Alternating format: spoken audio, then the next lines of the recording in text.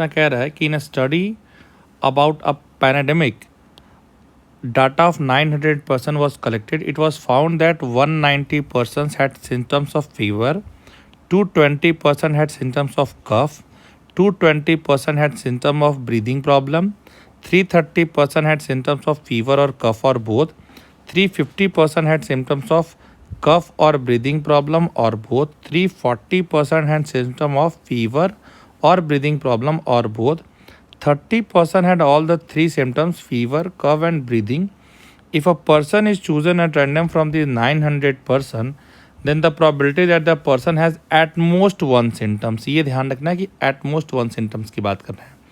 ये question probability का है और इस क्वेश्चन में सेट्स का भी यूज़ किया गया है. सेट्स का जो टॉपिक होता है वेन डायग्राम, जो कि काफ़ी इंपॉर्टेंट टॉपिक होता है, उस टॉपिक को यहाँ पर हम लोग यूज़ करके इस क्वेश्चन को सॉल्व करेंगे. तो क्वेश्चन में सबसे पहले हम लोग जो डाटा दिया है उसके हिसाब से वेन डायग्राम बनाने की कोशिश करते हैं. तो पहले हमने 3 डाटा दिए गए हैं, इसलिए 3 हमने ऐसे वेन डायग्राम बना लिए. हमने एक को लिख लिया है फीवर के लिए, एक को हमने लिख लिया है कफ के लिए और एक को हमने लिख लिया है ब्रीदिंग प्रॉब्लम के लिए. सबका नाम दे दिया A, B, C, D, E, F and G. अब यहाँ पर देखिए डाटा के हिसाब से लिखते रहिए. इसमें ऑलरेडी क्वेश्चन में मेंशन किया गया है कि 190% हैड सिम्टम्स ऑफ फीवर, यानी फीवर वाले कितने लोग हैं 190, यानी कि A plus B plus D plus E, इसकी वैल्यू है 190. इसके बाद कफ वाले कितने लोग हैं, कफ वाले लोग हैं 220. तो कफ वाले 220 लोग हैं, इट मीन्स कि B plus C plus E plus F, ये है 220. फिर ब्रीदिंग प्रॉब्लम वाले कितने लोग हैं, ब्रीदिंग प्रॉब्लम वाले जो लोग हैं वो हैं D plus E plus F plus G. This is 330, sorry ये भी 220 ही है. अब आगे क्या लिखा हुआ है, अब देखिए आगे प्रॉब्लम में ये लिखा हुआ है कि 330% had symptoms of fever of और कफ और बोथ, यानी ये जो वैल्यू दी गई है ये दी गई है फीवर और F यूनियन C की. तो इसमें हम लिख सकते हैं कि N of F plus N of C minus N of F intersection C. अब देखिए F यूनियन C की वैल्यू दी कितनी गई है, F यूनियन C की जो वैल्यू दी गई है वो दी गई है 330 लोग. So 330 equals to N of F fever, यानी कि फीवर में 190 लोग, और N ऑफ कोल्ड या कफ वो है आपके 220 लोग. सो 220 एंड माइनस आपका हो जाएगा N of F intersection C. So N of F intersection C equal to आ गया 410 minus 330 is equals to 80. So F intersection C is going to be 80. F intersection C की वैल्यू है B plus E. So B plus E is equals to 80. फिर अभी question को पढ़ते हैं. Question में एक और डाटा दिया हुआ है. क्वेश्चन में जो हमारा अगला डाटा दिया हुआ है वो ये कह रहा है कि 350% हैड सिम्टम ऑफ कफ और ब्रीदिंग और बोथ. कफ और ब्रीदिंग और बोथ, यानी कि कफ और ब्रीदिंग के लिए दिया हुआ है, कफ और ब्रीदिंग. तो कफ और ब्रीदिंग के लिए कितने लोग दिए गए हैं, कफ और ब्रीदिंग के लिए दिए गए हैं 350 लोग. तो 350 लोगों ने ऐसे. तो इसका फॉर्मूला लिख सकते हैं कि N of C plus N of B minus N of C intersection B. अब इक्वल टू क्या हो गया 350. N ऑफ C है 220, N ऑफ B है 220 एंड माइनस 220 और माइनस हम कर लेंगे 350 equals to N of C intersection B. अब ये क्या हो जाएगा C इंटरसेक्शन B अपना हो जाएगा E प्लस F, यानी E प्लस F की जो वैल्यू दी गई है वो दे दी गई है 90. So E plus F is equals to what, is equals to 90. अभी इसमें कुछ और भी दिया हुआ है. एक डाटा हमारे पास और भी दिया हुआ है, वो दिया गया है कि 340% हैड सिम्टम्स ऑफ फीवर और ब्रीदिंग. फीवर और ब्रीदिंग दिया गया है, यानी कि फीवर और ब्रीदिंग ये प्रॉब्लम कितने लोगों की है, फीवर और ब्रीदिंग की जो प्रॉब्लम है वो है 340 पर्सन्स को, यानी ये हो जाएगा 340। ये आपका क्या हो जाएगा, N of F plus N of B minus N of F intersection B is equals to 340। अब फीवर कितने लोगों को है, 190 लोगों को। So 190 plus 220 minus 340 is equals to N of F intersection B. So ये 410 है माइनस 340 है equal to N of F intersection B. N of F intersection B is equals to 70 दिया हुआ है। F intersection B means D plus E की value 70 दी गई है, तो हमने यहाँ पे लिख दिया कि डी प्लस ई की जो वैल्यू है वो वैल्यू दी गई है 70। अच्छा, और इसमें ये भी लिखा है कि 30% had all the three symptoms. 30% had all the three symptom means E is equals to 30। अगर ई की वैल्यू 30 है तो हम बहुत ईजिली यहाँ पर डी को कैलकुलेट कर सकते हैं।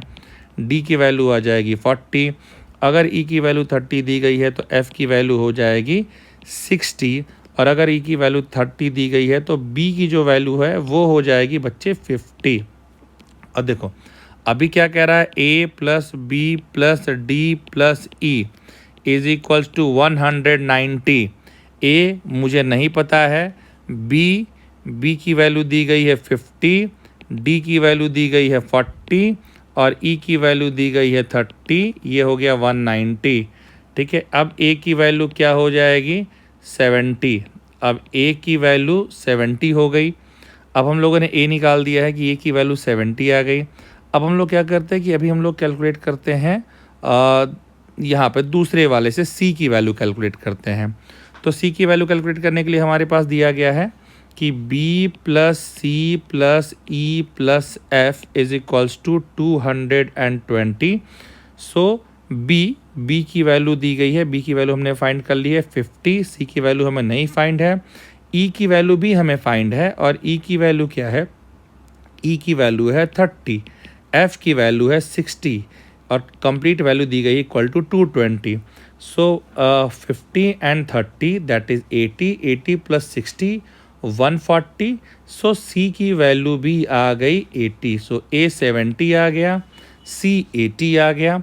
अब जी की भी वैल्यू हम लोग निकाल लेते हैं। जी की वैल्यू के लिए हम क्या करेंगे कि हमारे पास दिया हुआ है कि D plus E plus F plus G. So D plus E plus F plus G is equals to 220। So what is the value of D? D हमें पहले से पता है, डी हमने निकाला है 40, ई दिया है 30, एफ हमें पता नहीं है, सॉरी एफ भी हमने निकाल दिया है, एफ की वैल्यू है 60 और जी भी अपन ने जी निकालना है 220। तो आप देख सकते हैं कि जी की वैल्यू आ रही है 90। अब क्वेश्चन क्या पूछा जा रहा है ये देखिए। क्वेश्चन में पूछा गया है, जो क्वेश्चन की डिमांड है वो पूछी गई है कि if a person is chosen randomly from these 900 person, then the probability that the person has at most one symptoms. At most one symptoms का मतलब हो गया कि या तो पर्सन को कोई भी सिम्टम नहीं है या तो मैक्सिमम एक सिम्टम्स है। तो पहले हम देखते हैं कि टोटल कितने लोग हैं जिनको सिम्टम्स हैं। इट मीन्स कि टोटल सिम्टम्स वाले लोग हो जाएंगे A plus B plus C plus D plus E plus F plus G. ये कितने लोग हैं जिनको सिम्टम्स हैं? तो टोटल ये लोग हो जाएंगे, अगर हम सबको सम करते हैं, अगर हम यहाँ पर वैल्यू सबकी पुट कर देते हैं, जैसे अपनी ए की वैल्यू आई है, ए की वैल्यू आई है 70, अपनी बी की जो वैल्यू आई है, बी की वैल्यू आई है 50, सी की वैल्यू आई है 80, डी की वैल्यू कितनी आई है, डी की वैल्यू भी हमने निकाली है, डी की वैल्यू आई है 40, ई की वैल्यू है 30, एफ की वैल्यू है, एफ़ की वैल्यू क्या आई है, एफ़ की वैल्यू 60 और जी की वैल्यू आई है 90।